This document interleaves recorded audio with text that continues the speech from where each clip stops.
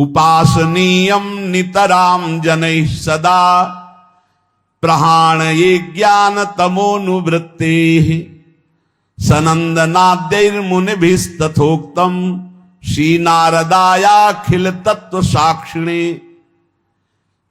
अज्ञान अंधकार की परंपरा का नाश करने के लिए श्री राधा चरणारविंद की उपासना अनिवार्य है। अगर पूर्ण अज्ञान का नाश करके प्रेम में डूबना है तो श्री जी के चरणों का आश्रय ले लो। गोस्वामी तुलसीदास जी बड़ी प्रवीणता से श्री जानकी जी के चरणों में जब किसी को विशिष्ट प्रेम मिला है प्रभु का, तो प्रभु की प्रियतमा से ही प्राप्त हुआ है।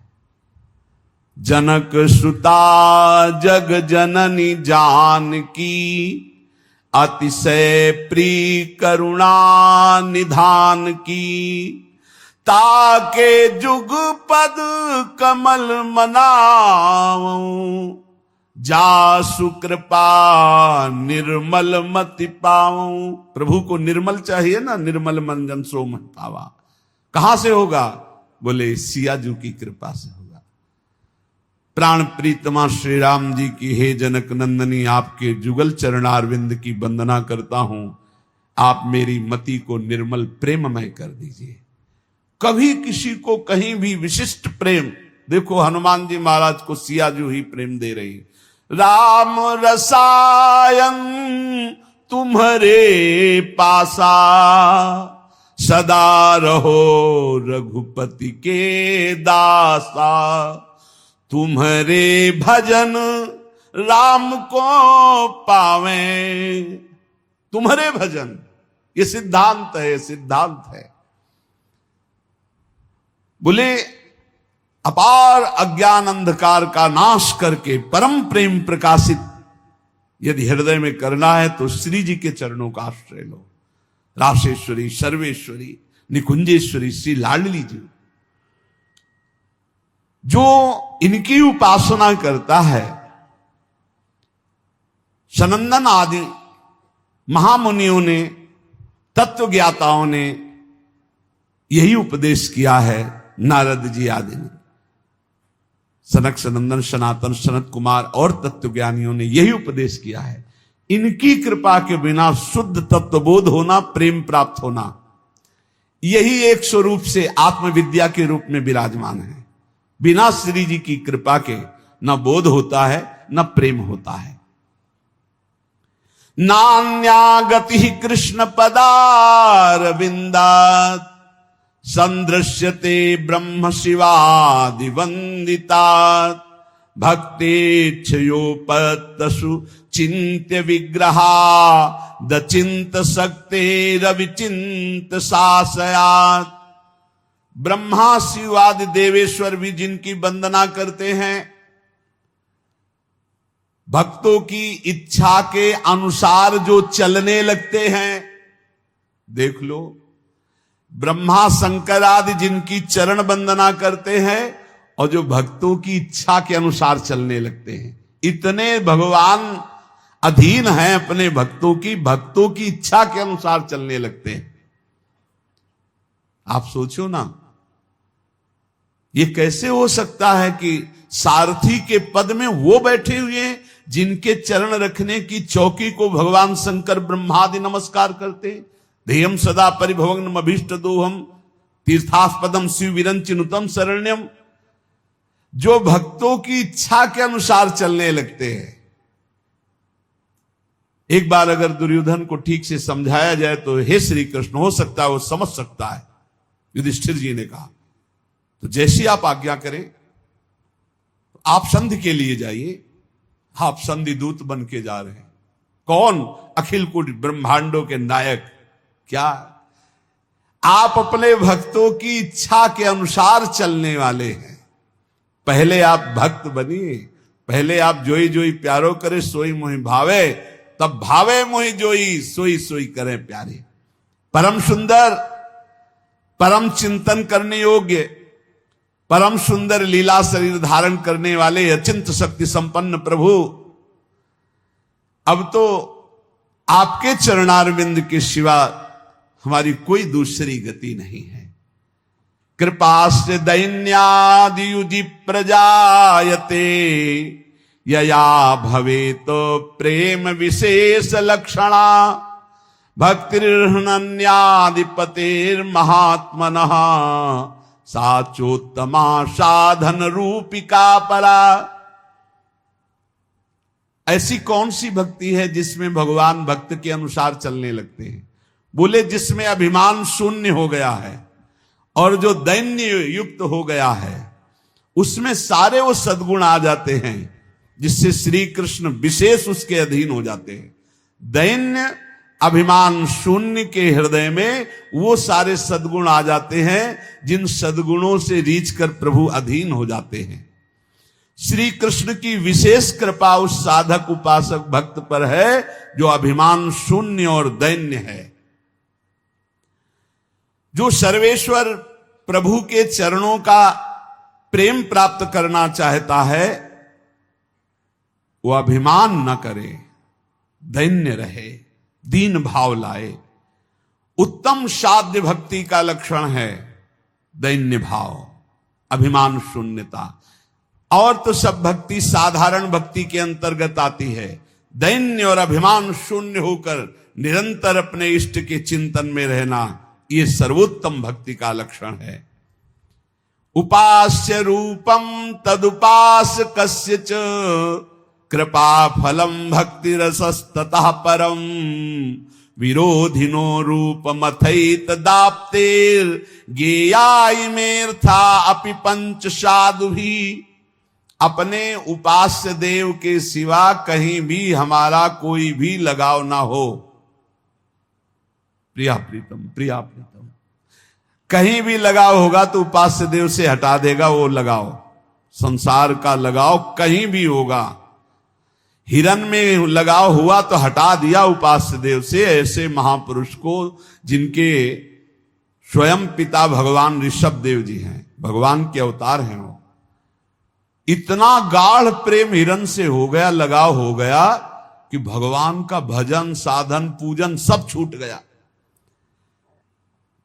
अपने उपास्य देव से हटकर कहीं लगाव नहीं होना चाहिए। ढूंढ लो अपने हृदय में कोई भी खान पान वस्तु व्यक्ति स्थान उपास्य देव से बढ़कर कहीं लगाव नहीं। उपासक भगवान की कृपा का फल, भक्ति रस का आस्वादन, भगवत प्राप्ति के विरोधी भावों का त्याग, ये उसमें जागृत हो जाता है। जब उपास्य देव में दृढ़ भाव आ जाए, उपास्य देव में दृढ़ भाव, बहुत कठिन है उपास्य देव में आसक्त होना। जगत गुरु माधवाचार्य जी श्री भगवान का जो नित्य निरंतर स्मरण करते हैं, अंतकाल में भगवान की विस्मृति का समय आता है, क्योंकि अंतिम समय जो मरने के समय दुख होता है, सैकड़ों हजारों भिक्षु एक साथ मारे डंक तो जो कष्ट होता है, ऐसी पीड़ा होती है। मरने की जन्मत मरत दुशाह दुख हुई। मरण काल के समय ऐसी भयंकर पीड़ा होती है, नस नाड़ियों में बात पित्त कफ कंठ अवरुद्ध हो जाता है और यमदूत उसे पासों से जकड़ते हैं, फिर खींचते हैं जीवात्मा को। उस समय भारी भय, भारी घबराहट, भारी पीड़ा तो मूर्छित हो जाता है। उस समय भगवान की स्मृति नहीं रहती। इसलिए जो नित्य निरंतर स्मरण करता है तो अंत समय भगवान उसका स्मरण बन जाते हैं। उस दुख के समय भगवान का रूप प्रकाशित होता है करुणा करके और नाम चलने लगता है, बस जीव का परम कल्याण हो जाता है। धाम में क्यों बार बार कहते कि कैसा भी हो भगवत प्राप्ति हो जाएगी। एक श्लोक में श्रीपाद कह रहे, सापराधेश्च ये राधा पदमाधाय चेतसी बसति वृंदा विपिने नन्यान धन्यान नमामितान। ये बहुत बड़ी बात है। जो वर्तमान में अपराधी है, अपराध कर रहा है वर्तमान में, और वृंदावन रह रहा है, पर वो किशोरी जी के चरणों का आश्रय लिए है। ये खास बात हो गई। तो बोले वृंदावन में वास करते हुए जब उसका शरीर छूटेगा तो बड़भागी भक्तों के पद को प्राप्त होगा। धन्यान नमामि तान, मैं नमस्कार करता हूं उसको।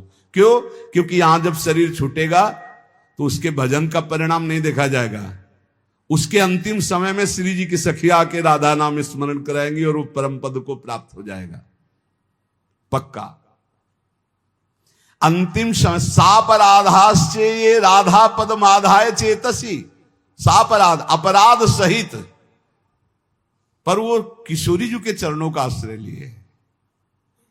ये भाई हमारी आदत है, हम ऐसा नहीं छोड़ पा रहे हैं। अब आप देखो आपका काम, लेकिन लाडली मैं आपका हूं, लाडली में वृंदावन नहीं छोड़ सकता, आपको नहीं छोड़ सकता, जब बुरे आचरण नहीं छोड़ सकता तो आपको कैसे छोड़ सकता हो?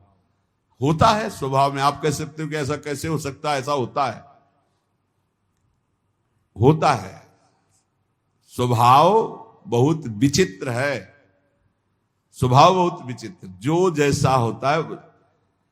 एक बहुत रईस घर के महात्मा थे, बड़े विरक्त थे, पर एक कपड़ा भी ना उसको एकदम ऐसे चश्मा जहां रखना, जैसे दो तीन चीजें थी। बड़े वैरागी, बड़े, पर वो बड़े घर में प्रकट हुए थे तो उनकी जो रहनी थी वो बताती थी कि किसी विशिष्ट घर के है। एक भी कपड़ा ऐसे नहीं, जो भी जहां एकदम उनका अभ्यास था, बहुत ही सफाई सुरक्षा एकदम। एक अचला, एक झोली, एक छड़ी, चश्मा, बड़े वैरागी। रात में कब चले गए पता ही नहीं चलता, किसी से आसक्ति नहीं, पर दूर से देखने से लगता था कि इनका विलासिता पूर्ण जीवन रहा है। मतलब बड़े घरों के रहे, जो जैसे अभ्यास का होता है उसका अभ्यास झलकता है। अब जैसे पूर्वाभ्यास पापाचरण का है, अब उसने जान लिया कि अब मैं बहुत नीच हूं, अब मेरा कल्याण कैसे होगा। महिमा सुनी वृंदावन की, वृंदावन वास करने लगा, लेकिन उसका आचरण ऐसा है। बोले वो जब यहां शरीर छोड़ेगा, नियम लिया था कि वृंदावन वास किए हो, तो अंतिम समय राधा नाम स्मरण सखियां यहां कर आती है। ये हमें हितधाम में श्री जी ने स्वयं अनुभव कराया था, ये दृश्य दिखाया था।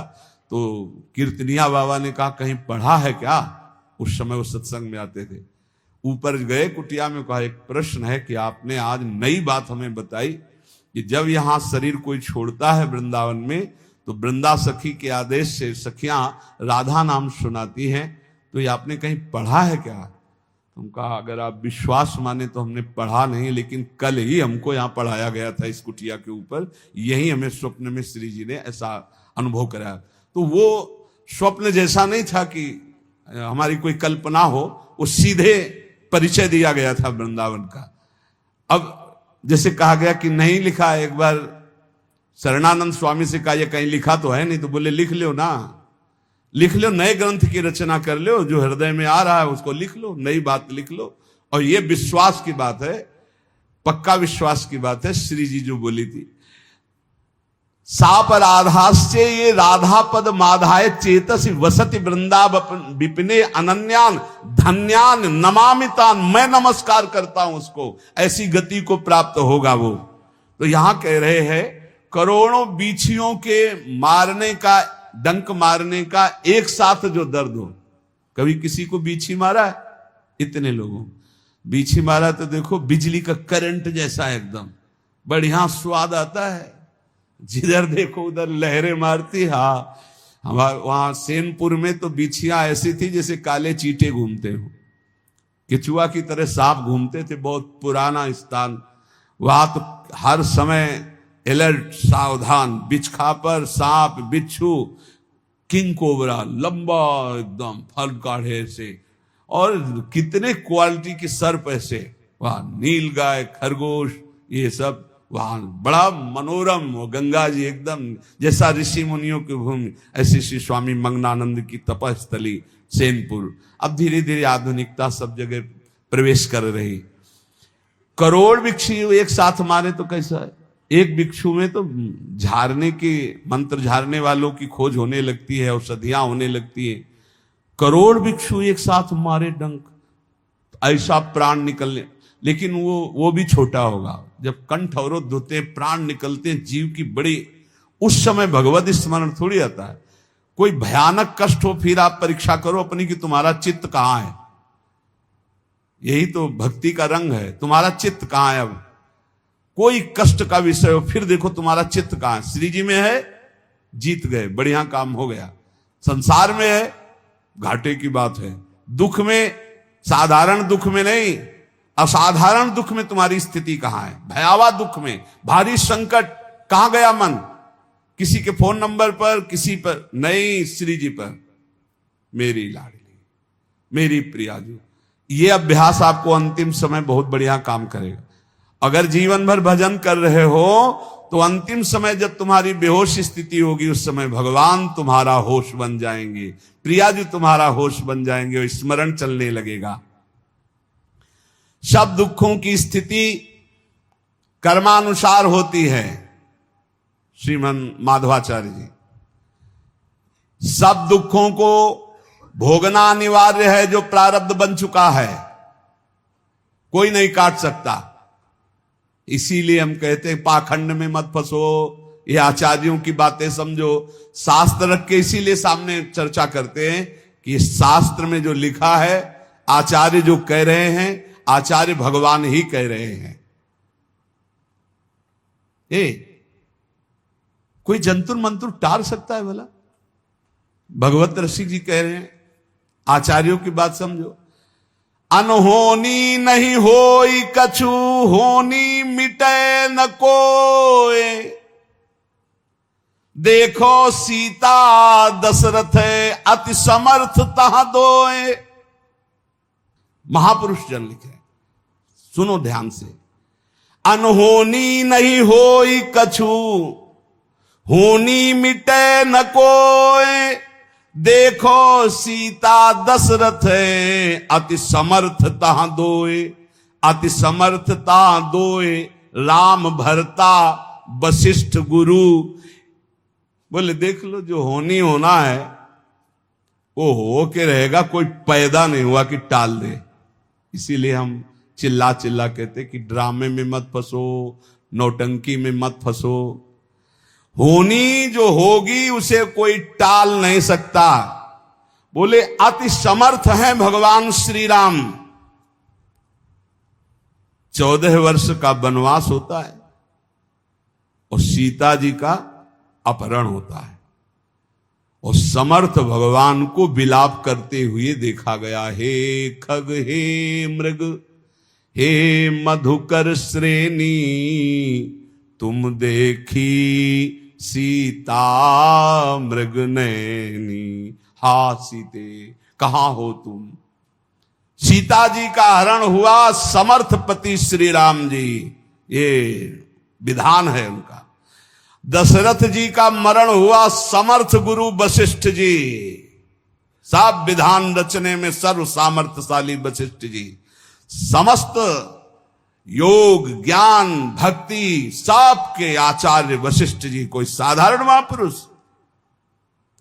कौशल्या जी का वैधव्य हुआ। कौशल्या जिनके पुत्र राम, उनको वैधव्य हुआ। जिनके पति राम, उनका अपहरण हुआ।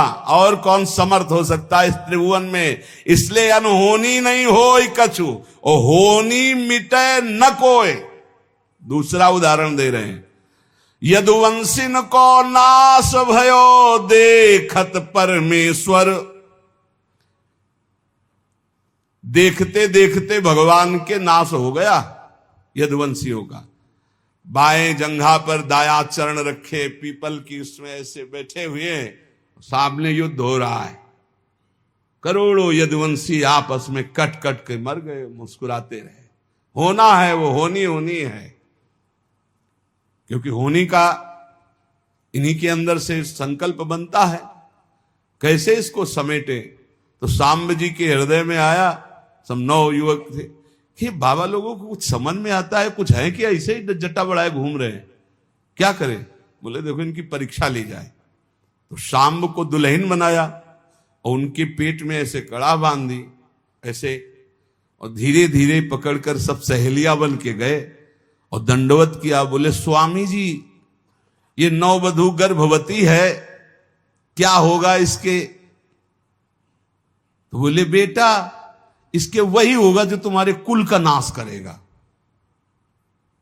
वो तो ब्रह्म ऋषि और तत्काल इतना बड़ा मूसल निकला, किसी से सलाह नहीं ली, डर कर गए और महाराज उग्रसेन से कहा कि ऐसा ऐसा गलती हो गई। तो उनका ऋषियों का शाप तो भयंकर होता है, क्या किया जाए? बोले इसी को घस घस के समुद्र में फेंक देते हैं, इसी से श्राप हुआ है पूरा घस। एक छोटी सी कील बची, उसको मछली खा गई। वो कील व्याध ने अपने बाण की नोक में चढ़ाई, वो भगवान के चरण, भगवान से लेकर के पूरे यदुवंशियों का मेटिया मेट ये उन्हीं के संग। किसी ने सलाह नहीं ली थी भगवान से कि सांप हुआ है तो क्या किया जाए, क्योंकि उन्हीं बोले जो होना है उसे कोई टाल नहीं सकता, जो नहीं होना है वो हो नहीं सकता। यदुवंशियों को नाश भयो देखत परमेश्वर, परमेश्वर श्री कृष्ण के देखते देखते यदुवंशियों का नाश हो गया। और बोले अब परीक्षित का समय आया गिरने का। तो परीक्षित उर्ब्याल मृतक पहिरायो मौनी, वो मौन समाधि में थे, इनकी बुद्धि इतनी खराब हो गई कि मरा सर्प उनके गले में डाल दिया। तो श्रृंगी ऋषि ने श्राप दिया 7 दिन में तक्षक काटेगा। कोई रोक पाया? बड़े बड़े ब्रह्म ऋषियों की सभा, बड़े बड़े सब, कोई रोक पाया? इसीलिए आजकल के हमें तो सब बस इतना ही कि सबके चरणों में प्रणाम है, भगवान के स्वरूप है, पर राम कृष्ण हरि भजो, नाम जप करो, भगवान की आराधना करो, इनके नाटक में मत फंसो। कलयुग का ऐसा प्रभाव बढ़ता चला जा रहा है कि सत्य मार्ग ढकता, इनसे बढ़कर कोई समर्थ है? हम कह रहे हैं कि लघु शंका का वेग नहीं रोक सकते, डकार नहीं रोक सकते, अपान वायु नहीं रोक सकते, होनी को रोक दोगे, होनी को रोक दोगे। ऐसे ऐसे महात्मा देखो, ऋषियों ने बताया कि महाराज अब तो सब ऋषि खत्म होते चले जा रहे हैं। बोले वो 2 राक्षस हैं, वो अपने एक भाई को रांध करके खवा देता है गुप्त रूप से, समझ में नहीं आता, ऋषि जन खा जाते। तब फिर वो बुलाता है वातापी, तो सबके पेट फाड़ करके वो आ जाते। तो अगस्त्य जी ने कहा महात्मा नहीं मरेंगे, अब हम चल रहे हैं। वो रोज महात्माओं का निमंत्रण करता था, इस तरह से महात्माओं को मारता था। साधारण वेश में एक भगत के रूप में जाता, निमंत्रण करता, बुलाता और ऐसे पदार्थ बनाता अपने भाई को काट करके छोटा छोटा टुकड़ा, जिससे किसी को समझ में ना आवे। और फिर जब सबके उधर में पहुंच जाता तब बुलाता वातापी, तो सबके पेट फाड़ करके वो आ जाता। ऐसा राक्षस था। अगस्त्य जी गए, जब परोसन आगे परोसन बोले रुको, पहले हमें तृप्त कर लो फिर महात्माओं को। समुद्र पी जाने वाले महात्मा अगस्त्य जी, तो 100 200 500 महात्मा का जो बनाया था सब अगस्त्य जी चाट गए, पूरा पा गए। वो बड़ा भाई जो है ना बुलाया वातापी, वो बोले गए वातापी, तुम्हारे पच गए वातापी। ऐसे समर्थ समर्थ महात्मा होते हुए भी होनी को नहीं टार पाए, तो ये जो गैस नहीं रोक पा रहे हैं, डकार नहीं रोक पा रहे हैं, लघु शंका नहीं रोक पा रहे हैं, नींद नहीं रोक पा रहे, ये होनी को रोक लेंगे। अरे भाई मत फंसो, हमारी बात मान लो। इसलिए कह रहा हूं कि जो समय इधर उधर में भटकने में लगा रहे हो, घर में बैठ करके राम कृष्ण हरि जपो, राधा राधा, सब ठीक हो जाएगा।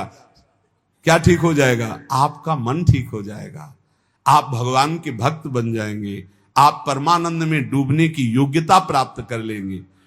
बोले इसलिए अनहोनी नहीं होई कछु होनी मिटे न कोई। यहां श्रीमन माधवाचार्य जी कह रहे सुख दुख कर्मानुसार आएंगे, उनको भक्ति से मत जोड़िए, भोग लीजिए। सुख दुख जो आवे निर्विकार, अभी कल चर्चा में था तत्तेनुकंपाम सुस्मी क्षमाणो, जो हर समय भगवान की कृपा को मनाते, बड़ी कृपा बड़ी कृपा, सुख दुख को भोगते रहते हैं और भगवान का स्मरण करते रहते हैं। उनको भगवान की ऐसी प्राप्ति हो जाती है परम पद की, जैसे पिता की संपत्ति का अधिकारी पुत्र स्वयं हो जाता है। इसलिए जब आपके सुख का समय हो तो खूब भगवत उत्सव मनाओ, संत सेवा करो, कथा वार्ता, दूसरों को खूब पवाओ, सुख पहुंचाओ। और जब दुख का अवसर हो तो भगवान के चिंतन में लग जाओ। किसी को भी साहेब अपने दुख की बात मत सुनाओ, केवल श्री भगवान से बात करो तो तुम्हारा दुख का समय निकल जाएगा।